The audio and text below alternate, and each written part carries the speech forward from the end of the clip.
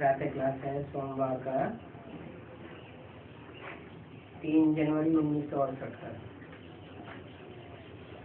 Record चला है मुखड़ा देख ले प्राणी जड़ा, दर्पण में पाप है कितने पुण्य है कितने देख तेरे जीवन में। बच्चों ने गीत का अर्थ सुना, इनका अर्थ भी फिर जानना चाहिए कि कितना पाप बच गया है।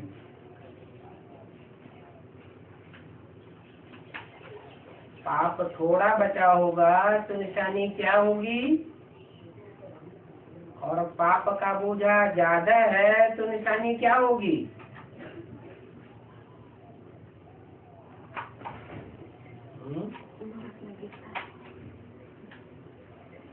पाप का बोझा हल्का हो गया तो हल्कापन महसूस होगा, खुशी आती जाएगी। और पाप बढ़ा हुआ है, संगम युग में बाप मिलने के बाद पाप बढ़ना चाहिए, घटना चाहिए? बढ़ना चाहिए। फिर बढ़ा हुआ क्यों? क्योंकि भूलें होती है श्रीमत केवल के लाभ, तो 100 गुना पाप चढ़ता भी है। और चढ़ने से फिर बोझा बढ़ जाता है। बोझा बढ़ जाता है तो भारीपन अनुभव होता है, हल्कापन अनुभव नहीं होता है। तो जानना चाहिए कितना पाप बच रहे हैं और कितने पुण्य जमा हुए हैं। अर्थात आत्मा को सतो प्रधान बनाने में कितना समय है।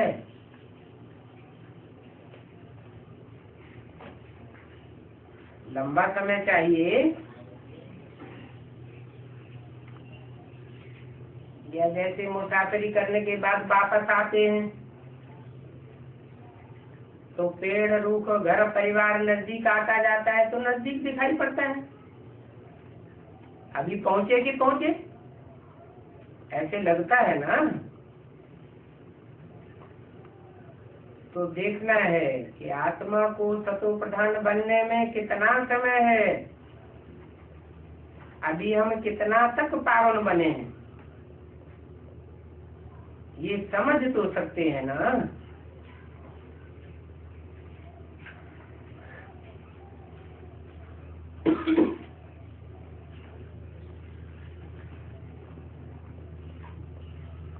पावन बने उसकी निशानी क्या होगी? और ही पतित बने हैं उसकी निशानी क्या होगी?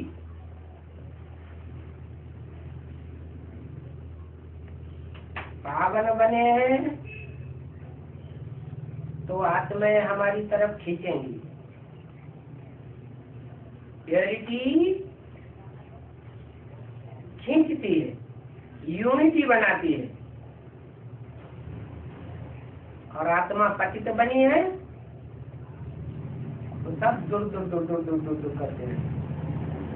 सामने आने वालों की बात है, बाकी जो सामने ही नहीं आते पीछे से ग्लानि सुन करके दूर दूर करते हैं, उनकी बात अलग।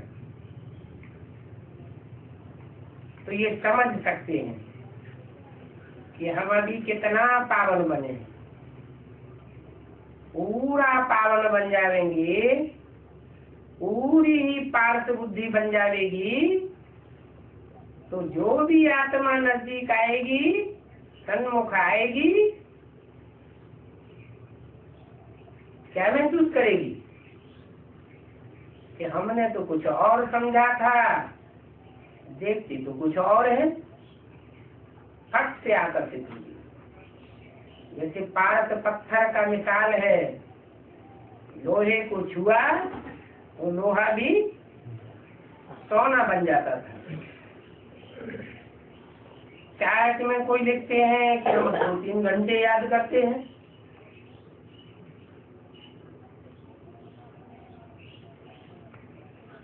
कोई लिखते हैं कि हम 1 घंटा याद करते हैं।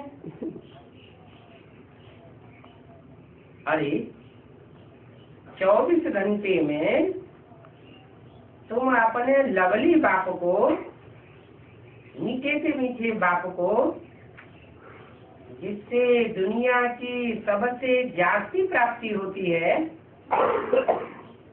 जन्म जन्मांतर की प्राप्ति होती है, अनेक जन्मों का सुख का वर्षा मिलता है, उसको 24 घंटे में सिर्फ 1 घंटे याद करते हो?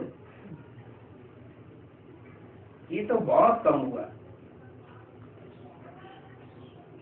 याद कम करेंगे तो पाप भी कम कटेंगे।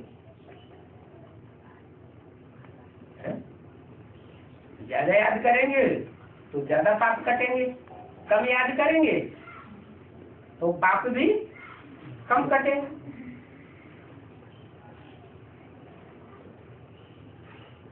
अभी तो पाप बहुत है ना।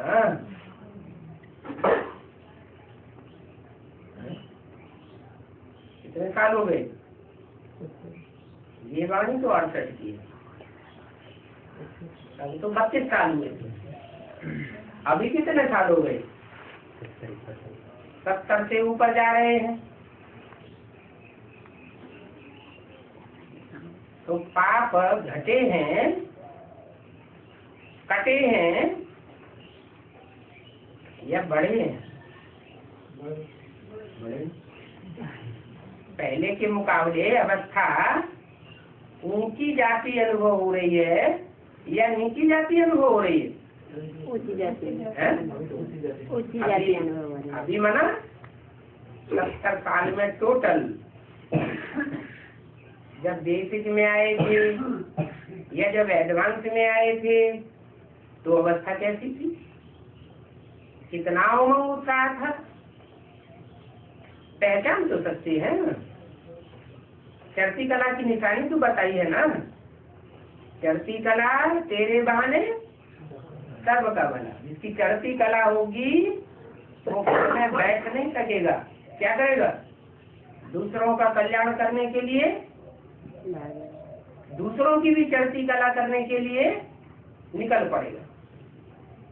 चढ़ती कला तेरे बहाने सर्व का भला।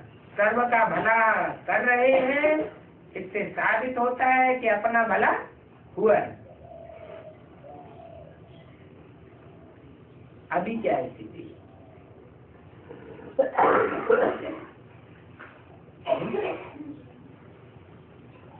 कैसे कोई सुनता ही नहीं।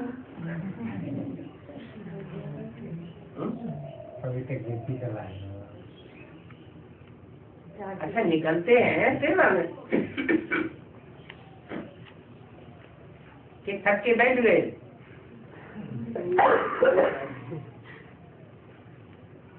आत्मा को ही प्राणी कहा जाता है। क्या कहते हैं ना, जैसे प्राण पड़ गए, जान आ गई, उमंग उत्साह आता है। कोई हताश हो गया हो और उसको अचानक उमंग उत्साह आता है तो क्या कहते हैं? जान पड़ गई, प्राण आ गए। इनको ही प्राण कहा जाता है। अंग्रेजी में आत्मा को स्पिरिट कहा जाता है। क्या कहते हैं? स्पिरिट। स्पिरिट से बनता है स्पिरिचुअल।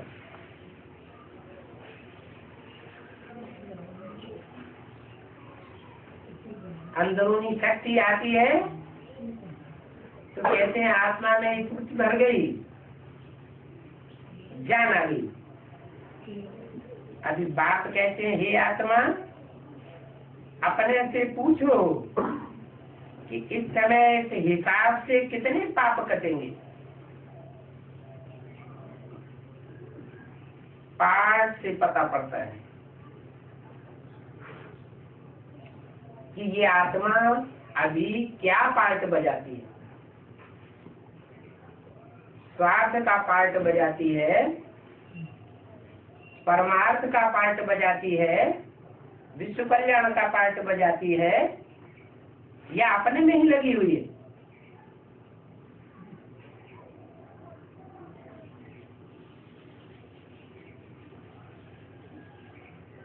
पता पड़ता है हम कितने पुण्यात्मा बने।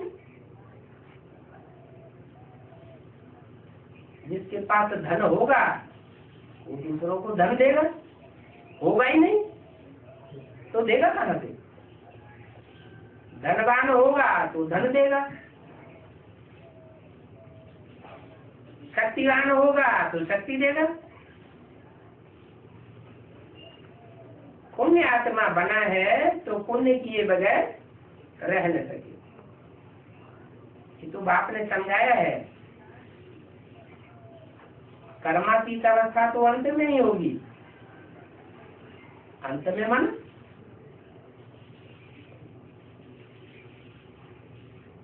अंत कब?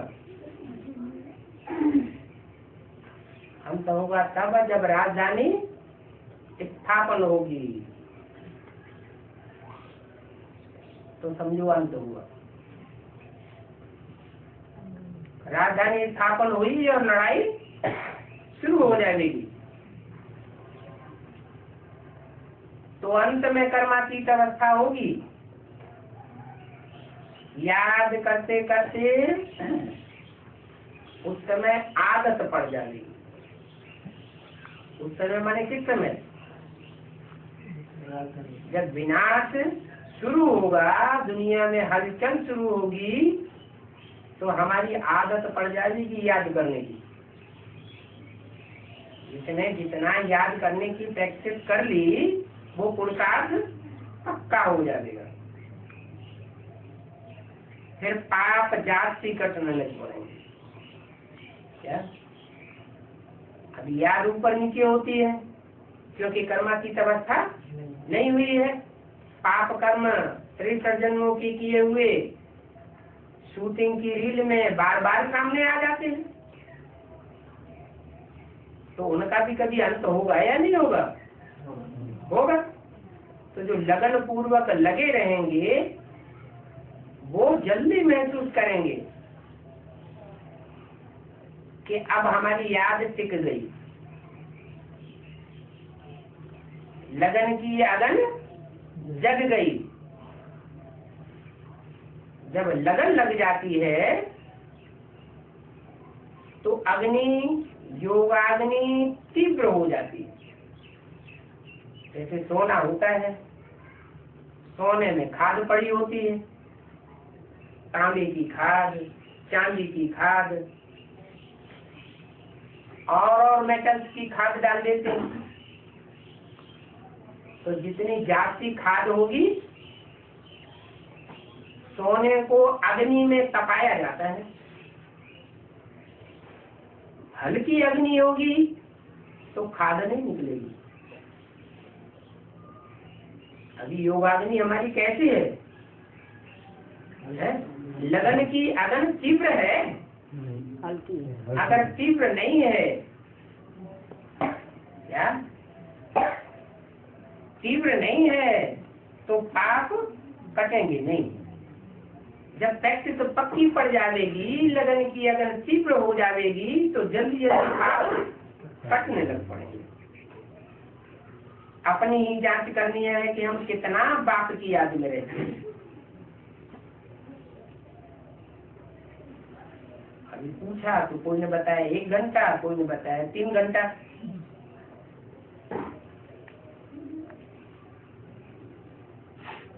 इसमें गप्पे मारने की बात नहीं है।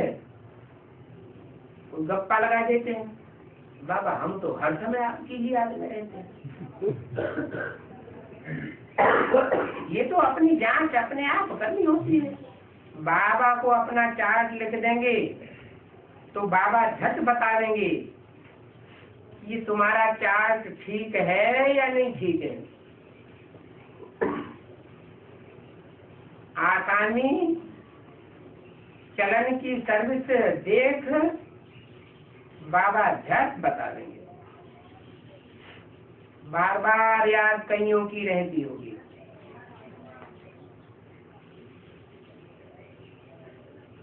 क्या लगन लगी हुई होगी तो बार बार भूलते होंगे, फिर बार बार याद करते होंगे, अरे मैं क्यों भूल गया।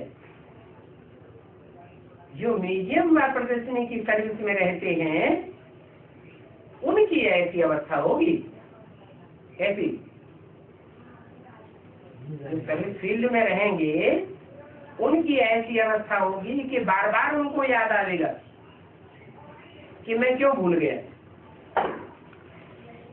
एक तो भूल जाने से जिनकी सेवा करते हैं उनके ऊपर असर नहीं पड़ता, सेवा का असर नहीं पड़ता। याद में रहकर के सेवा करेंगे तो दूसरे के ऊपर भी असर पड़ता है। दूसरी बात, याद करते करते अपनी प्रैक्टिस पक्की होती है। और तीसरी बात, सेवा के फील्ड में रहने से याद जाती आती है। घड़ी घड़ी बाबा याद दिलाता है। क्यों? क्योंकि बाप कहते हैं मैं सबसे बच्चों को याद करता हूँ। तो बाप जिन बच्चों को याद करेगा, बच्चे तो याद करते हैं, बच्चों की याद तो नंबरवार, लेकिन बाप जिन बच्चों को याद करेगा तो उनकी याद क्यों नहीं टिकेगी? तो मूल बात क्या हुई है? ब्राह्मणों के जीवन की मूल बात हुई, अगर प्रैक्टिस पक्की करनी है जल्दी, तो सदा ईश्वरीय सेवा में प्रस्तुत रहे। जितना जितना ईश्वरीय सेवा में अपने को अर्पण करते जाएंगे, तन से, मन से, धन से, समय संपर्क से, उतना उतना अवस्था याद की करती जाएगी। म्यूजियम में तो सारा दिन आना जाना लगा रहता है। क्या? अब वो चाहे जड़ म्यूजियम हो और चाहे चैतन्य म्यूजियम हो।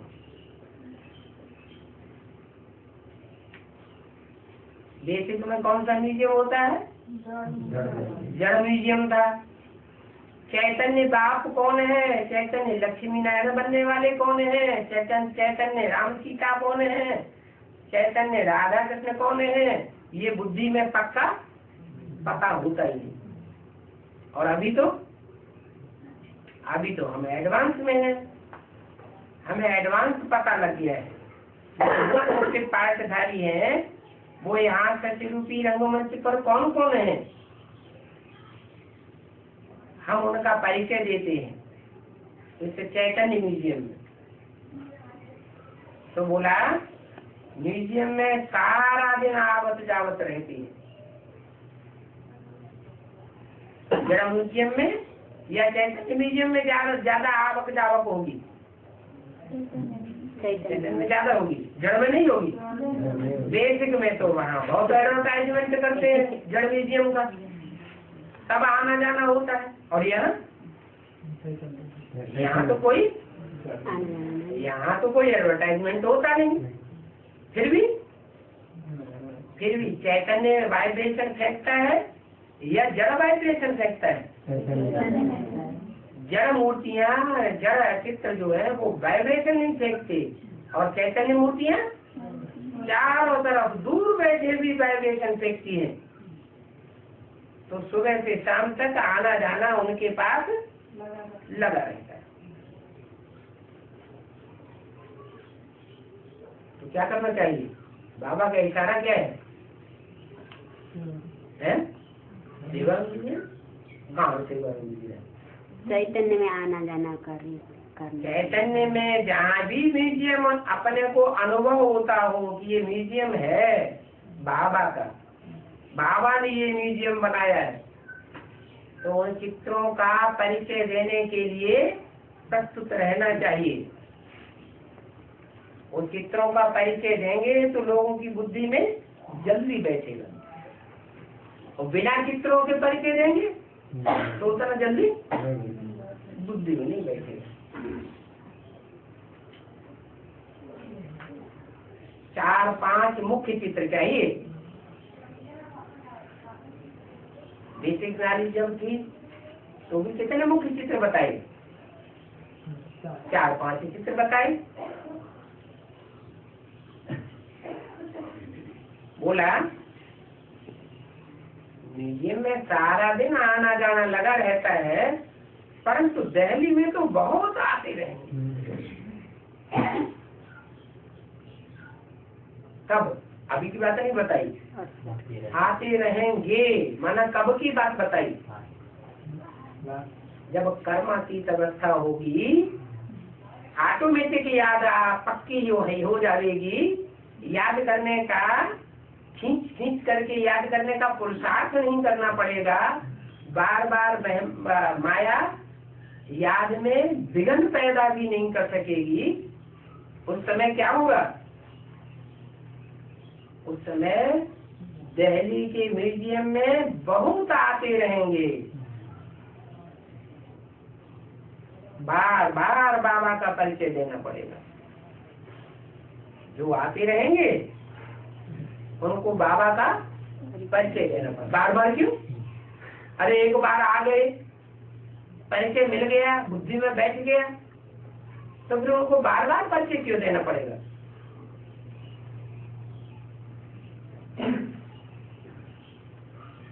नहीं आया तो जब प्रत्यक्षता होगी चैतन्य चित्रों की,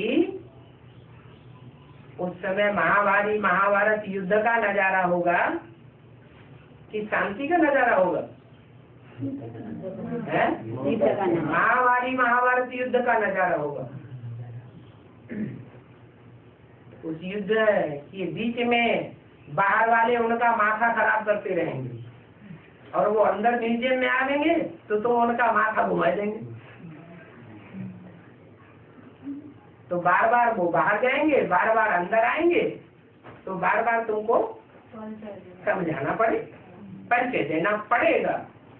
क्या तो अरे इनको इतनी बार समझाते हैं, इनकी बुद्धि बैठता ही नहीं, मरने दो। नहीं, ये कल्याण की भावना नहीं हुई, शुभ भावना नहीं हुई, शुभ कामना नहीं हुई कि थोड़ा सा समझा दिया, बात बुद्धि में नहीं बैठी तो जड़ दिया। नहीं, बार बार उनको समझाना पड़े। समझो, किसको तुम कहते हो विनाश में बाकी 8-9 वर्ष हैं। कब की वाणी? 8 की वाणी है।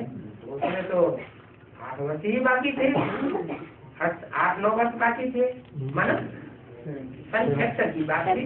तो क्या 75 में विनाश हो गया? इसलिए बोला समझो, माना सब नहीं समझेंगे। बाबा जिन बच्चों से विशेष हिम्मत करके बात करते हैं वो तो समझेंगे। समझो, किसको तुम कहते हो विनाश में 8-9 वर्ष बाकी है? कहते हैं, ये कैसे हो सकता है? कौन कहता था उस समय? ये किसकी बुद्धि में होगा कि 8-9 वर्ष में दुनिया का विनाश हो जाएगा? ब्रह्मा कुमारी सब कहते थे, पक्का निश्चय पूर्वक बाबा कहते थे। तुम कहते हो, बाबा ने अपनी बात नहीं बताई, इनकी बात भी नहीं बताई। कहने वाला कौन है? शिव। शिव ब्रह्मा के मुख से कहते हैं, समझो तुम कहते हो विनाश में 8-9 वर्ष बाकी है। तो तुम कह के बाबा ने किस बच्चे की तरफ इंट्रोड्यूस किया होगा? किन बच्चों की तरफ बोला होगा? एडवांस पार्टी में 75 में ब्रह्मा को इन कहते हैं कि तुम कहते हैं? इन कहते हैं। शिव बाबा, शिव की सोल ब्रह्मा को यह या इन कहते हैं। इनको इधर बाजू में कह के इशारा करते हैं या सामने तुमको कहते हैं? बाजू में, बाजू की तरफ इशारा करते हैं। तो यहाँ तो सामने बोला है। समझो, किसको तुम कहते हो विनाश में 8-9 वर्ष बाकी है? तो कौन सी आत्माएं रही होंगी जिनके लिए बाबा ने ये स्पेशल बोला? ये देखिए आज कौन इमर्ज करके जिनसे बोला, 68 में तो हो सकता है वो आत्माएं एक में न हो, तो इमर्ज करके बोला। तो 8-9 वर्ष के लिए तुम किसको कहते हो? तो राम वाली आत्मा 8-9 वर्ष के लिए किस आधार पर कहेंगे कि 8-9 वर्ष में दुनिया का विनाश हो जाएगा?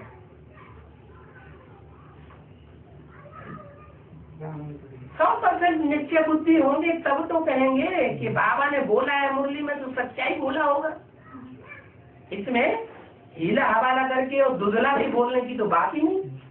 क्या बाबा ने जो बोला ब्रह्मा मुख से, ब्रह्मम वाक्यम जनार्दनम, शास्त्रों में भी पढ़ते सुनते आए हैं, तो पक्का निश्चय पूर्वक बोलेंगे तो ठोकर से बोलेंगे। और जिनको पक्का निश्चय नहीं होगा वो थोड़ा दुदला दुदला जो बोलेंगे, पता नहीं हमारी बात मानेंगे कि नहीं मानेंगे, होगा कि नहीं होगा। तो कौन आत्मा ही हुई वो जिनको पक्का निश्चय था कि सन 76 में। हाँ, एक तो नारायण बनने वाली आत्मा की बुद्धि में ये पक्का निश्चय रहता है कि सन 76 में ये आसुरी दुनिया खलास हो जाएगी और नई दुनिया का संगठन शुरू हो जाएगा। कहते हैं ये कैसे हो सकता है, सुनने वाले क्या कहते हैं, ये कैसे हो सकता है। हमारा विचार नहीं है कि इतनी बड़ी दुनिया सन 76 में खलास हो जाएगी। सत्य कहना चाहिए, ये हमको थोड़े ही बताते हैं कि 10 वर्ष में दुनिया का विनाश हो जाएगा। क्या ठाकुर से कहना चाहिए, फट से कहना चाहिए, ये तो भगवान बात है। क्या भगवान हमको बताते हैं कि 8-10 वर्ष में शायद ये दुनिया का विनाश हो जाएगा। भगवान बात है ना, भगवान बात है तो जरूर सच्ची ही बात होगी। इसलिए बाबा समझाते हैं कि बाबा बाबा बीच में बोलते रहो कि हम यह तुमको शिव बाबा की श्रीमत पर बताते हैं। बताने वाले हम नहीं हैं, हमको शिव बाबा बताते हैं कि ये दुनिया का विनाश 10 वर्ष में हो जाएगा। क्या होगा, कोई बम फटाका होगा, क्या होगा? 76 में कोई बम फटाका हो गया क्या? अरे बड़ा बम फटेगा तभी तो दुनिया का धमाका होगा, विनाश होगा बड़ा, कि बिना बम्बों के धमाका हो जाएगा। भगवान आया, नई दुनिया की स्थापना करने आया, नया संगठन बनाया ब्राह्मणों का, तो विनाश का काम भी शुरू किया होगा कि नहीं? किया ना। 45 में उसका नजारा भी देख लिया ना, हीरोशिमा नागासाकी पर। और अभी तो बहुत विशाल तादाद में बड़े बड़े देशों में बने पड़े, परंतु वो तो वही स्थूल बम्बों की बात। क्या बड़े से बड़ा बम्ब कौन सा है? परमात्मा प्रत्यक्षता बम्ब। वो कौन से सन की बात है? 76 की बात है। पहले बेसिक नॉलेज वालों को किसी को पता नहीं था कि साकार में कोई और भगवान का प्रैक्टिकल डायरेक्ट स्वरूप होगा। किसको समझते थे? ब्रह्मा बाबा कोई समझते थे। तो ये बड़े से बड़ा परमात्मा प्रत्यक्षता बम सन 76 में फट पड़ा। भले 73-74 में अव्यक्तवाणी में इशारा भी दिया। क्या इशारा दिया था? सन 76 को बाप का प्रत्यक्षता वर्ष मनाओ। लेकिन वो सामान्य रूप से सुनने वालों ने सुन लिया और समझने वालों ने समझ लिया कि हम बहुत सर्विस करेंगे। हम बड़े बड़े मेले के प्रोग्राम बना रहे हैं, 73 से बड़े बड़े मेले मनाकर शुरू हो गए। तो ये इतने बड़े बड़े मेले हो रहे हैं, अब जल्दी ही बाप की प्रत्यक्षता। बहुत सामान्य बात समझ ली। ये नहीं समझा कि कोई प्रैक्टिकल साकार स्वरूप होगा और उसके द्वारा साकार में शिव बाबा और ब्रह्मा बाबा प्रत्यक्ष होकर के पाठ बजाएंगे। और वो बात सन 76 में एडवांस पार्टी के द्वारा ब्राह्मणों की दुनिया में बम फट गया। बड़े से बड़ा बम कौन सा है? परमात्मा प्रत्यक्षता बम।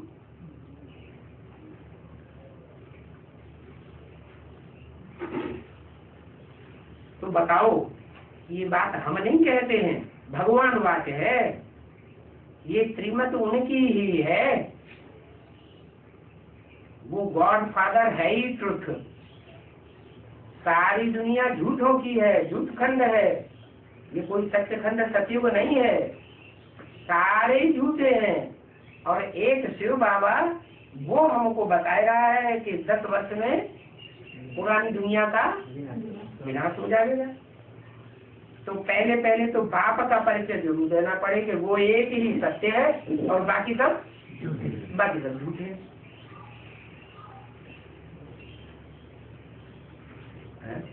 लोग बंदर खा देंगे। अरे इतनी बड़ी दुनिया 8-9 साल में कैसे खराब हो जाएगी?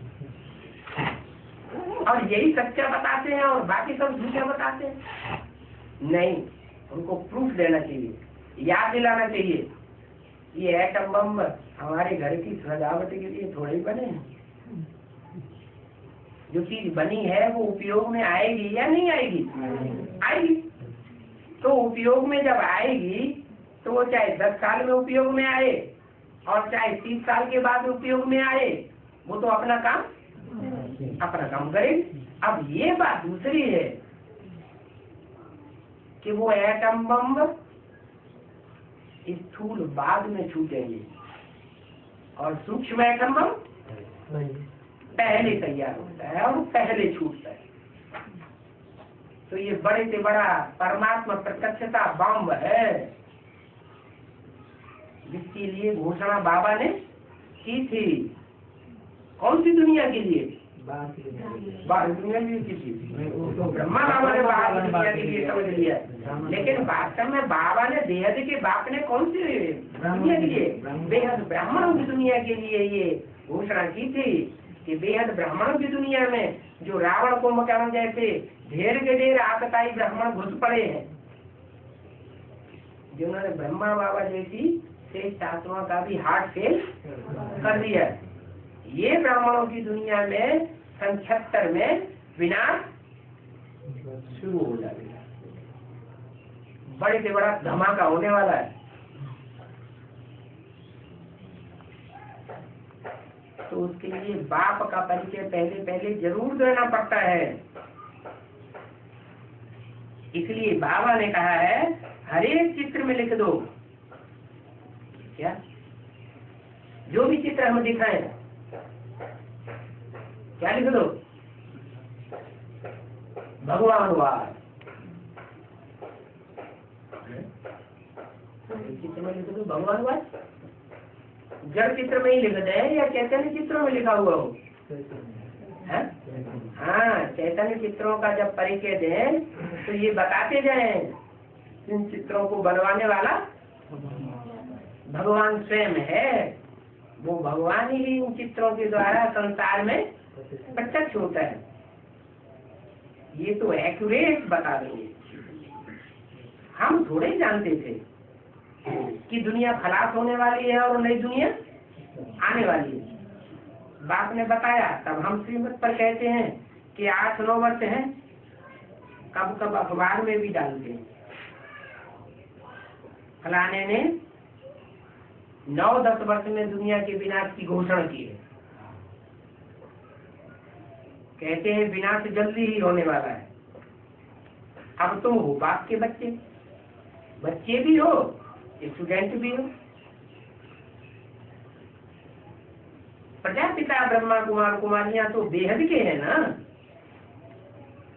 जो घोषणा कर रहे हैं कि 9-10 वर्ष में दुनिया का विनाश हो जाएगा। वो प्रजापिता ब्रह्मा कुमार कुमारियां हद के हैं या बेहद के हैं? बेहद के हैं। हद की बातें नहीं करते हैं। ऐसी बातें करते हैं कि बेहद का बाप भी बेहद के बच्चों से बेहद की बातें करता है और बच्चे भी बेहद की बातें बेहद में समझाते हैं। तुम बता लेंगे हम बेहद बाप के बच्चे हैं।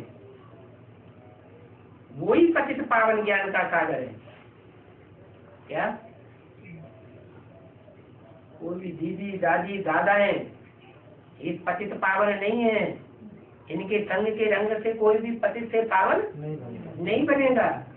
एक बाप ही है जो पतितों को पावन बनाने वाला है, क्योंकि वो कभी पतित नहीं बनता है। क्या प्रूफ है इसका? कोई चौबार पड़े, क्या प्रूफ है इसका कि एक है जो पतित से पावन नहीं बनता? क्या बताएंगे? बताओ। एक का यादगार है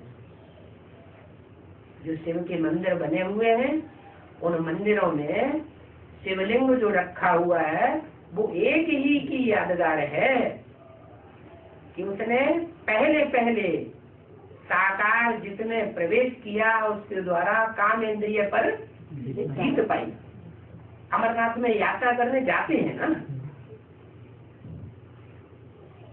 कहते हैं बर्फ का लिंग देखा। अब लिंग भी कोई बर्फ का होता है क्या है? अमरनाथ में बर्फ का लिंग खड़ा देखा। अरे लिंग जब खड़ा होता है तो गर्मी होती है या ठंडा होता है? गर्मी होती है। तो हद की बात है, बेहद की बात है। ये बेहद समझने की बात है कि योग बल से कर्मेंद्रियां शीतल हो जाएंगी। तो कोई की तो शीतल हुई होंगी पहले। जो अपनी कर्मेंद्रियों को पहले पहले जीतता है उसका नाम शिव शंकर भोलेनाथ कहा जाता है। शिव के साथ शंकर का ही नाम जोड़ा जाता है और कोई 33 करोड़ देवताओं का नाम नहीं जोड़ा जाता है। तो वही एवर प्योर परम पिता परमात्मा शिव है जो शंकर में प्रवेश करके सारी दुनिया की विषय वासनाओं को संग के रंग से पी जाता है। वही एक पतित पावन है। एक पतित पावन है, उसे बिंदी कहेंगे या साकार में कहेंगे? बिंदी बिंदी बिंदी बिंदी, कौन सी बिंदी पतित पावन है? कैसे पहचानेंगे? पहचानेंगे नहीं, पहचान में आएगी। बिंदी बिंदी तो सब एक जैसी मालूम पड़ेंगे। बिंदी जब मूर्ति में मूर्त में पार्ट बजा देगा तब पता चले कि ये चैतन्य मूर्ति है। चैतन्य कर्मेंद्रियों द्वारा ऐसा पार्ट बजाती है जैसा पार्ट और दुनिया में कोई बजाए न सके, जिसकी यादगार मंदिरों में रखी हुई है। बाप कहते हैं तुम सब पार्वतियां, कोई एक पार्वती की बात नहीं है।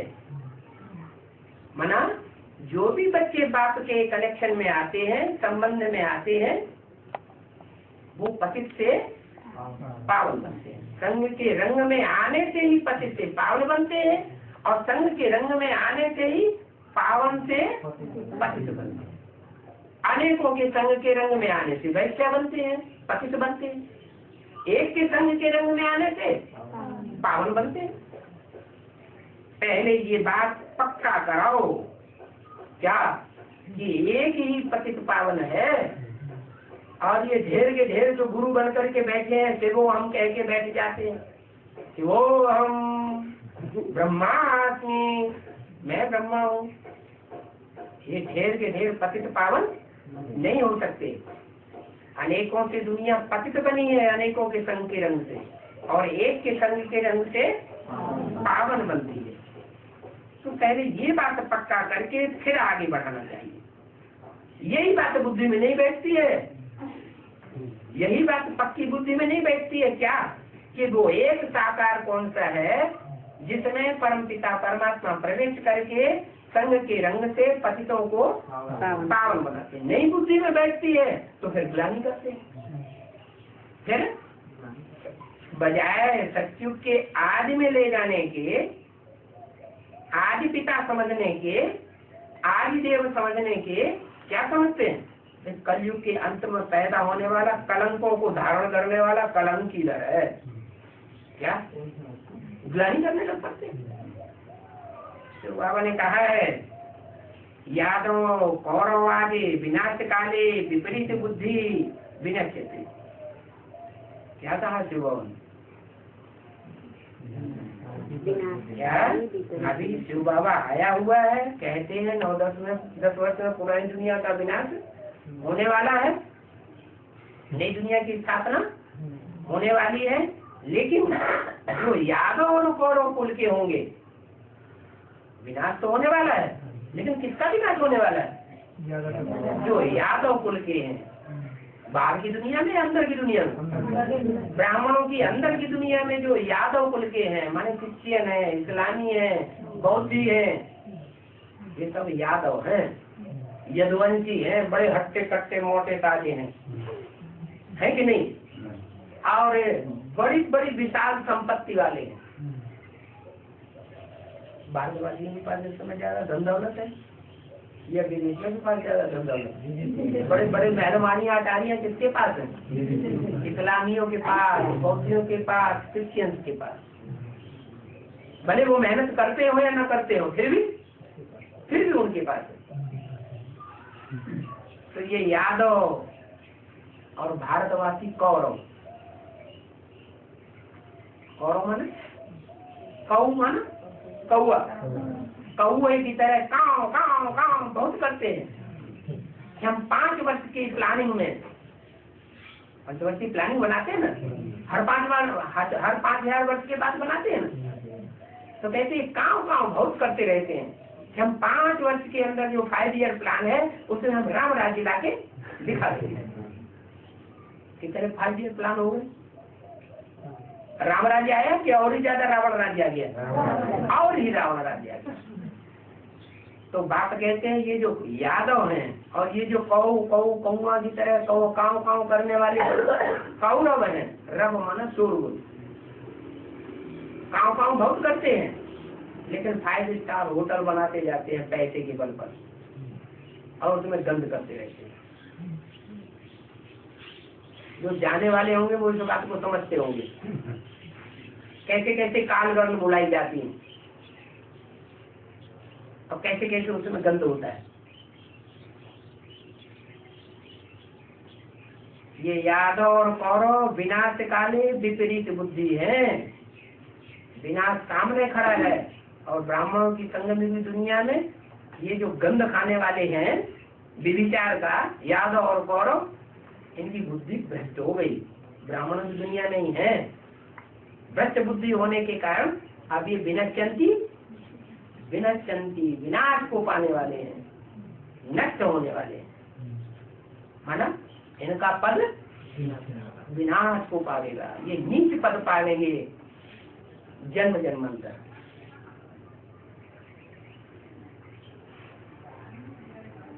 आगे चल के शिव बाबा नाम लेते रहेंगे, क्या कहा, कौन कौरव है नंबरवार, कौन यादव है नंबरवार, होंगे तो नंबरवार ना, एक जैसे होंगे।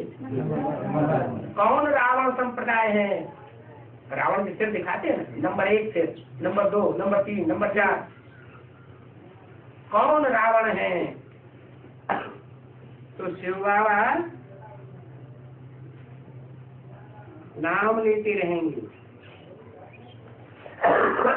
और तुम बच्चे शिव बाबा का नाम लेते हो, घड़ी घड़ी चित्रों पर समझाओ तो शिव बाबा का नाम, शिव बाबा ने कहा है, इसमें बच्चों का ही कल्याण है। शिव बाबा को ही याद करते रहेंगे, बाप ने जो तुमको समझाया है वो तुम फिर औरों को समझाओ, तो सर्विस करने वालों का चार्ट अच्छा रहता होगा। सारे दिन में 8 घंटा सर्विस में बिजी रहना है। क्या कहा, कर्म की अवस्था रहने के लिए क्या जरूरी है, 8 घंटे पेट की पूजा करने के लिए धंधा करो और 8 घंटे आत्मा मन बुद्धि का अनेक जन्मों का कल्याण करने के लिए। 84 के चक्र में आत्मा आती है ना, तो 84 के चक्र में आत्मा कैसे सुखी रहे उसके लिए पुरुषार्थ करते रहो। 8 घंटा सर्विस करो, माने आत्मा की भी सेवा 8 घंटा, ये बुद्ध रूपी पेट है ना, इसके लिए भी कुछ कमाई करना है कि नहीं, ये अनेक जन्मों की कमाई है। तो 8 घंटा ईश्वरीय सेवा में दो और 8 घंटा शरीर के पेट की सेवा में दो, करके 1 घंटा 2 घंटा रेस्ट लेते रहेंगे। फिर भी बाप कहते हैं 4 घंटे नींद काफी है। क्या सॉलिड नींद अगर आ जाए तो 4 घंटे की नींद 24 घंटे के लिए फ्रेश कर देगी। फिर भी 7 घंटा तो सर्विस में रहते ही हैं। बोला तो समझना चाहिए उनके विकर्म बहुत विनाश होते हैं। तो 7-8 घंटे ईश्वरीय सेवा में रहें। बहुतों को घड़ी घड़ी बाप का परिचय देते होंगे, तो जरूर ऐसे सबसे बच्चे ही, ऐसे सबसे बच्चे जो 8 घंटा स्थूल पेट के लिए और 8 घंटा जो बुद्ध रूपी पेट है, आत्मा रूपी पेट। आत्मा किसे कहा जाता है? मन बुद्धि को ही तो आत्मा कहा जाता है। तो मन बुद्धि रूपी पेट के लिए 8 घंटा ईश्वरीय सेवा में लगाते हैं। वो बच्चे बाप को बहुत प्रिय लगेंगे। बाप देखेंगे ये तो बहुतों का कल्याण करते हैं, रात दिन यही उनको चिंतन रहता है। किनको? बच्चों को, 8 घंटा सर्विस करने वाले बच्चों को रात दिन यही चिंतन रहता है कि हम बहुतों का कैसे कल्याण करें। बहुतों का कल्याण करते हैं, वो अपना ही कल्याण करते हैं। क्या ऐसे नहीं कि औरों के कल्याण में लगे रहते हैं तो अपना कल्याण हो जाएगा? नहीं, अपना भी कल्याण करते हैं। इस काल सिद्धि इसमें मिलेगा, जो बहुतों का कल्याण करते हो। ये भी एक पहचान है। किसकी है? इनकी पहचान है? नहीं, स्कॉलरशिप लेने वाले जो 8 हैं, पास विदानर होने वाले, जो धर्मराज की सजाएं नहीं खाते हैं, पूछते हैं, उनकी क्या खास बात है जो 8 की लिस्ट में आ जाते हैं? क्या खास बात बताइए? है? अरे रात दिन तो ईश्वरीय सेवा में लगे रहते हैं। दिन में तो 8 घंटे सेवा करते ही हैं। क्या लौकिक दुनिया में कोई दिल लगा के कपड़े की दुकान में कपड़े फाड़ता रहता है, बेचता रहता है, तो रात में भी अपनी धोती फाड़ देता है। वही स्वप्न आते हैं। तो दिन में भी सेवा हुई और रात में भी सेवा हुई, तो रात दिन लगन लगी पड़ी है। ऐसे ही स्कॉलरशिप मिलेगा कि रात दिन सर्विस सर्विस सर्विस और दूसरा कोई संकल्प ही ना आवे। भक्तों को कल्याण करते होंगे। तुम बच्चों को यही धंधा है। तुम बच्चों को, जब तुम बच्चे कहा तो किसकी तरफ इशारा किया? हाँ, जरूर बाप के सन्मुख वो 8 बुद्धि में आए होंगे। ये उनकी पहचान है उन 8 की, कि जब से ज्ञान में आए होंगे, एडवांस में आए होंगे, जब से बापों को पहचाना होगा, तो लौकिक परिवार को जैसे भूल गए। फाइनल पेपर क्या है? स्मृति लब्धा। देह देह के संबंधों से बुद्धि हट जाती है और ईश्वरीय संबंध से बुद्धि जुड़ जाती है। तो बच्चों का यही धंधा है, टीचर बन करके बहुतों को रास्ता बताना है। पहले तो ये नॉलेज धारण करनी पड़े। कौन सी नॉलेज? कौन सी नॉलेज की बात कर रहे थे सूर्य में? अब म्यूजियम में जो चैतन्य चित्र हैं, उन चित्रों का परिचय देना। सामने रह करके परिचय देंगे तो लोग और जल्दी समझेंगे। चित्र सामने नहीं है और बिना चित्रों के परिचय देंगे तो जो सूक्ष्म बुद्धि होंगे वो तो समझेंगे, बाकी जो साधारण बुद्धि होंगे उनकी समझ में जल्दी नहीं आएगा। एक तो प्रैक्टिकल प्रूफ भी सामने हो और दूसरी तरफ समझाने वाला भी सामने हो, तो जल्दी बात समझ में आएगी ना। बोला कोई का कल्याण नहीं करते हैं तो समझा जाता है इनकी तकदीर में ही नहीं है। ये कौन समझ लेता है?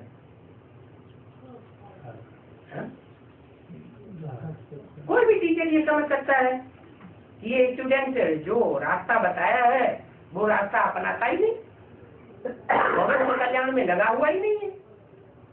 तो समझा क्या जाता है कि इनकी तकदीर में राजयोग से राजा ही पाने का है ही नहीं। बहुत बच्चे तो कहते हैं बाबा हमको नौकरी से छुड़ाओ। क्या शर्त रखते हैं? हमको इस नौकरी धंधे से छुड़ाओ तो हम ईश्वर सेवा में लग जाएंगे। अरे ये नौकरी धंधे का जो बंधन डाला है वो बाबा ने डाला है क्या तुम्हारे लिए? ये पूर्व जन्म में हमने ही डाला है। कुछ आत्मा ऐसी होती हैं, ऐसा जन्म लेती हैं, ऐसे घराने में जन्म लेती हैं कि उन्हें धन कमाने का कोई चिंता ही नहीं, मुहैया धन है, कोई फिक्रात नहीं, कोई धंधा धोली आदि करने की, नौकरी करने की बिल्कुल दरकार ही नहीं। तो उन्होंने जो अपना भाग्य बनाया है वो पूर्व जन्म से बनाया है या बाबा उनका भाग्य बनाते हैं? उन्होंने भी बनाया।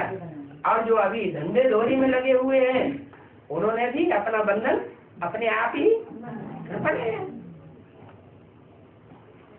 तो कहते हमको नौकरी धंधे से छुड़ाओ, हम एक सर्विस में लग जाएंगे, ये शर्त रखते हैं। तो बाबा भी देखेंगे, क्या देखेंगे? उनसे पोता मिल मांगेंगे। बाबा देखेंगे कि इनके पास जो पूंजी है वो बरोबर है, नौकरी से या धंधे से जो कुछ भी इन्होंने इकट्ठा किया है वो इतना इनके पास है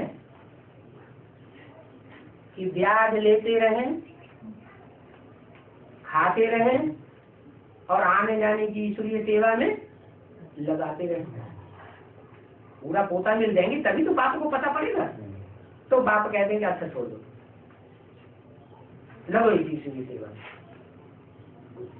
तो बोला बरोबर इनकी पूंजी है, बंधन मुक्त हो सकते हैं, कोई तो बंधन मुक्त भी है। क्या कोई जरूरी नहीं है कि नौकरी करें, धंधा करें। तब कहेंगे भले 500 कमाने से 500 रुपया पर माह तुम कमाओ, 8 घंटे देते रहो, उससे तो अच्छा उन कौड़ियों को कमाने से अच्छा क्या है तुम इसी ईश्वरीय सेवा में लग जाओ। तुमको कोई पैसे की कमाई का बंधन तो है नहीं, बहुतों को कल्याण करेंगे। अगर बंधन मुक्त है तो भी बाबा सर्विसेबल देखेंगे। क्या कहा? ऐसे ही नहीं कह देंगे कि नौकरी धंधा छोड़ दो। क्या देखेंगे? ये सर्विसेबल है, इनकी सर्विस करने की प्रैक्टिस है, अंदर से लगन है विश्व कल्याण की। अगर ये लगन नहीं है तो कहेंगे तुमको माया खा जाएगी। क्या तुम बेकार बैठेंगे तो वर्कशॉप बन जाएगा। एम्प्टी माइंड किसका वर्कशॉप है? शैतान का वर्कशॉप बन जाता है। सर्वसेवक देखेंगे तो राय देंगे। सर्वसेवक बच्चों को निशानी क्या होगी?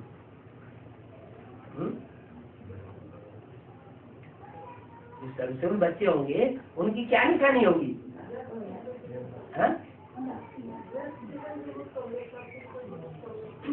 बंधन मुक्त होंगे, याद रहेंगे नहीं, सेवा में लगे रहेंगे नहीं। एक बार हम बहुत से लगे रहते हैं, अभी सर्विस भी करते रहते हैं, जो मन में आया वही बोलते रहते। देखते नहीं कि हम श्रीमत के अनुकूल बोल रहे हैं या श्रीमत के बरखिलाफ बोल रहे हैं। वो समझते हम सेवा में रिजल्ट कुछ आए या ना आए। उनकी निशानी बताइए।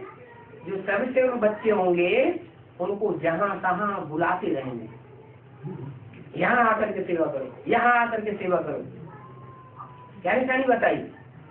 सर्वसेवक बच्चों को जहाँ तहाँ बुलावा आता रहेगा। तो समझना चाहिए जिसको जाति बुलावा आता है सेवा पर, फील्ड पर जाने के लिए, वो हमसे जाति कैसा है? हमसे जाति सर्वसेवक है, हमसे जाति अच्छा महारथी है। स्कूल में स्टूडेंट जानते तो है ना ये अच्छा स्टूडेंट है, हम डल स्टूडेंट हैं। ये अच्छा प्रैक्टिकल में आगे जाता है और हमारा प्रैक्टिकल उतना अच्छा नहीं है। आपस में भी तो पता लग जाता है ना। तो ये कोई कॉमन सत्संग नहीं है। क्या इसमें से ना बोल करने से कुछ नहीं होता। यहाँ तो सब प्रैक्टिकल है। भक्ति मार्ग में प्रैक्टिकल नहीं होता और ज्ञान मार्ग में सब कुछ प्रैक्टिकल है। सत्य माना ही सत्य बोलने वाला। सत्य किसको कहें?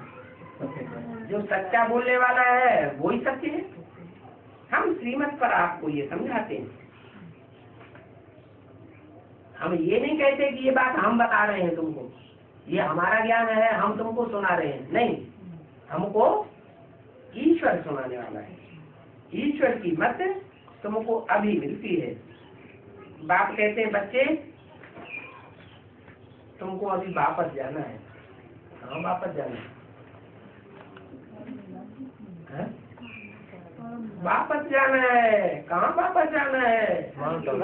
नहीं, यज्ञ के आदि में जिस दुनिया में थे उसी दुनिया में वापस जाना है। और उस दुनिया में थे यज्ञ के आदि में, हैं? हाँ, नहीं, यज्ञ के आदि में ब्राह्मणों की जो एडवांस पार्टी अभी है, वो एडवांस पार्टी के बच्चे कहाँ थे? संगम युग के आदि में कहाँ थे?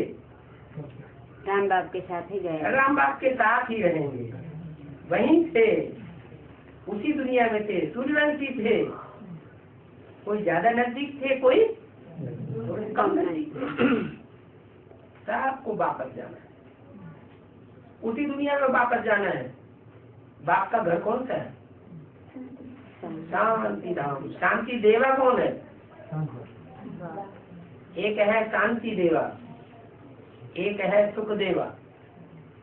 विष्णु को क्या कहेंगे? सुख देवा। और शंकर जी को क्या कहेंगे? शांति देवा। शांति देवा। दुनिया में कुछ भी होता रहे अपने मन। पार्वती याद दिलाती है, अरे इतना दुखी है, इतना परेशान है, कुछ तो रहम करो। तो पार्वती वैष्णो देवी वो सुखधाम में खींचना चाहती, और वो खींच खींच के कहाँ ले जाते? शांति धाम में ले जाते। तो एक है शांति देवा, एक है सुखदेव। शास्त्रों में नाम भी तो है सुखदेव, है? हाँ। 3 जनवरी 1968 की वाणी का दूसरा पेज। अब बेहद का सुख का वर्षा देने वाला बाप आया हुआ है, उससे बेहद के सुख का वर्षा ले लो।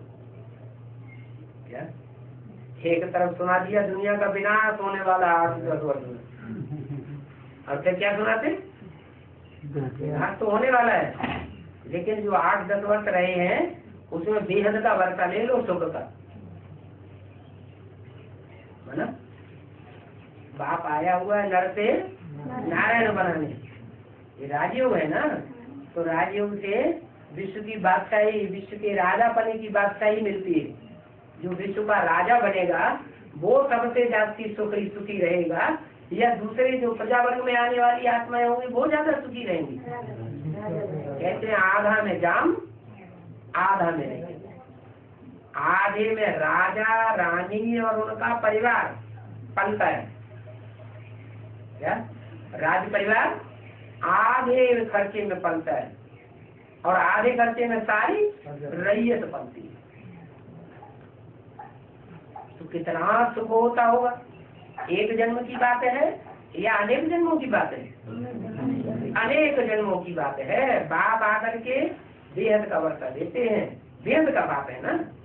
कल्प कल्प में तुमको मिलता ही आया है, क्या एक बार की बात नहीं। ये वर्षा यहाँ अगर ले लिया तो कल्प कल्प के लिए भी मिलता आया और कल्प कल्प मिलता रहेगा, क्योंकि स्वर्ग की स्थापना तो कल्प कल्प होती है ना, कि एक ही बार होती है। हर कल्प के आदि में स्वर्ग की स्थापना होती है। तो जिनको वो स्वर्ग का वर्षा मिलना होता है वो अब पक्का हो रहा है। ओम शांति।